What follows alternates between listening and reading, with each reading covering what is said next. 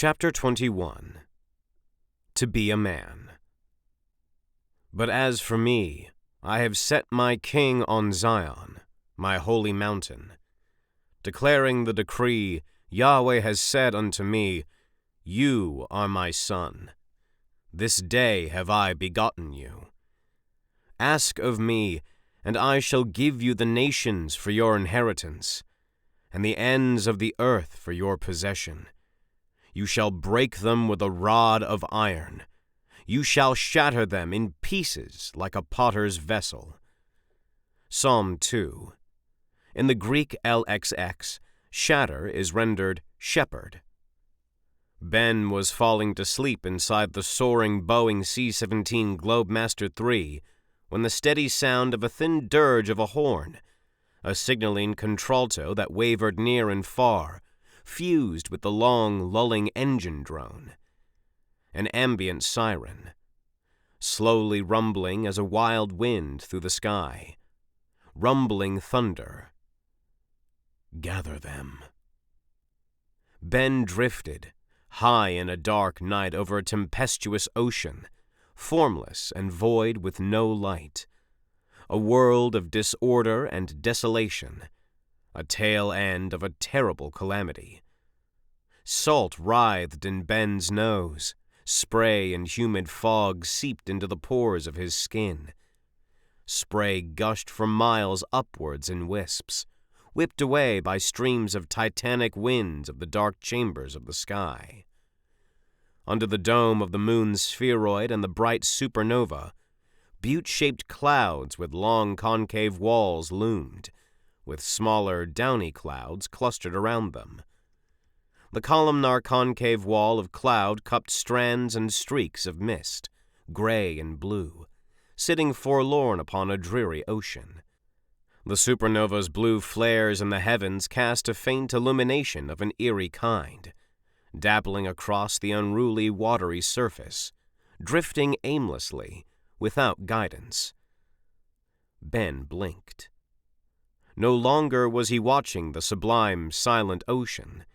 He was cramped in a low-ceiling hall with cedar pillars, low tables set with ewers and ceramic flasks and bowls of cold water. Yellow shafts of hazy sunlight seeped through the flagstones. On the ceiling, Ben could see in detail a decorated carving of a hexagram in gold enamel, the star of the Jewish people. And there was a horrid, visceral smell, the scent of charred marrow, of vomit, of dung and of sweat. A reeking, burning smell. The sound of snapping tents spliced the vile air, the clumping of hooves, the wincing and grinding of stone, along with sobs on the wind. Ben's body was bent as a hallowed tree, like a horn allowing only air to pass through him. In his hand was a walking stick. No, a staff. A fleece wrapped around his feeble body, wearing sandals, body itching horribly in the arid heat. "My old friend, why are you still here? Your life, serving the kingdom, is at risk in my house. You should have stayed in your tent in the valley of the olive groves." A voice of a man that has seen his years steadily rose with swelling emotion. A hoarse singer's voice. Ben knew musical voices. Even when casual, they ran to a rhythm. Ben turned to see a small but stout man, ridged fists grounded on the wide sill of the window embrasure, wrists encircled by polished metal cuffs. Underneath his purple mantle, his crinkled tunic was torn in the middle very low beyond his neckline, or perhaps that was the style. He was worn. He was old with a listless look, his skin a dry, papery sallowness, starved, marred with pain. His mottled hands, calloused and frail as if his knuckles had been bruised, clenched. His body clenched head to toe. His gray hairs were a wiry mane, his short beard all haggard, and on his head a modest crown of worn-out gold, a band of metal around his forehead. Set wide and deep in tired folds of flesh were his luminous amber eyes, defined by sharp brows. A glint within them, and Ben believed he saw a tear. "I have lived through the punishments I have earned, Nathan. The rebukes you gave haunt me," the old king said in a weary, gravelly voice. "I should do something. I should do many things I have not done, and should not have done many things that I have done. Oh, to kafar, to purge myself with cleanliness, to draw back towards Yahweh." He turned to Ben, face scored with lines, as if expecting a response. I don't know what you mean." Ben's heart thumped rapidly within his chest. His voice, so brittle and soft. Who was he? Where was he? The regal man sighed, eyeing a large ornate harp in the corner of the room. "I'm being hasty again. You hate me when I'm hasty." Suddenly, the old man's cheeks blushed, eyes far away, whispering, "I hoped you would have a word from Yah for me. I've been singing that song again, Nathan. Remember it?" The old king had a wry smile. Ben followed the man towards the side of the room that split open into a long balustrade open to the air, held up by pillars painted with two bright red curving decorations. Ben looked out. The building he was in sat upon a gigantic stepped-round structure of stone fill, looking out over a modest town, with formidable fortifications of bright limestone.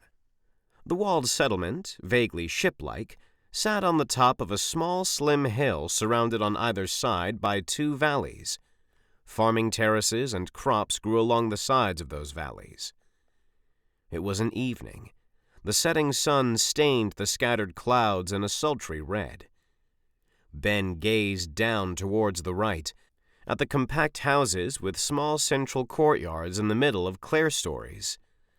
From the balcony, Ben could glimpse into the personal lives of the ordinary breadwinning people on the roofs and in the courtyards, washing clothes, and women baking bread together in clay dome ovens.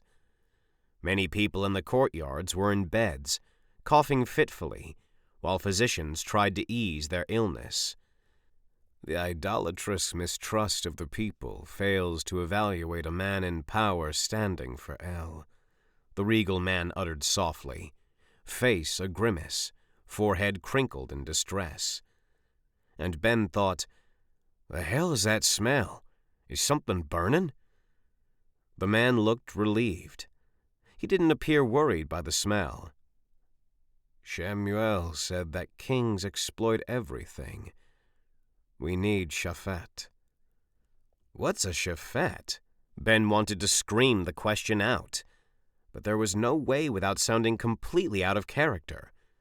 Not ideal if he was in a movie scene. "This is a movie, then? I don't even know my lines. Just improvise. "What do you think we should do with these, Shaphat?" Ben asked carefully. "Where are the priests? Where are the Shaphat with Mishpat Tzadek?" Footsteps of their own echoed on the empty balcony. There were no guards or attendants, only a harp, a chair, small open windows, and pier and door partitions to allow air circulation. The regal man sighed deeply, strolling inside towards his small harp, its arch smooth and slender. The number of strings doubled for strange tunings. He picked up the majestic instrument in the crook of his arm. Beyond the wonderful curved instrument, Ben leaned on the balustrade and peered outside out over the cityscape. He knew why the air smelled so rancid. Thousands of human bodies confronted Ben, wrapped like mummies in white bundles on wagons or in pits, littering the streets below. Air shimmered with unseen tinder burning in the sun. He gasped. Flies filled the streets as much as there were corpses, and those who were alive sat in clumps, some working the dead, covered in quarantine overall veils. Burials overflowed, and carts pulled by horses packed with corpses clogged up the narrow street. Pits burned the excess bodies, discarded and tossed on top of one another into the licking orange flowers of death. Ben even saw black carrion birds caw and hop around, jackals and cats huffing, laying languidly on the ground. In the sky, splashed in red, a cloud reflecting the setting sun formed a massive eerie shape that loomed over the land, vaguely shaped crudely of a gingerbread man with a long, narrow, outstretched, bloodied arm, smearing across the sky. "The plague," the king said. "There are not enough healers. Not enough." "This is bad," Ben said. "I know," the man said sternly.